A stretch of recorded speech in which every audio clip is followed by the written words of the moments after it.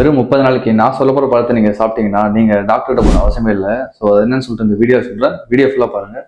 உங்களுக்கு நான் கிளைண்ட்ஸ் மாதிரி வீட்டு சாப்பாடு மட்டுமே சாப்பிட்டு வெயிட் லாஸ் பண்ணிங்கன்னா மறக்காம என்னோட பேஜை ஃபாலோ பண்ணி வச்சுங்க. அது வேற ஒன்றும் இல்லை, ரொம்ப கம்மி காசை கிடைக்கிற கொய்யா பழம் தான்.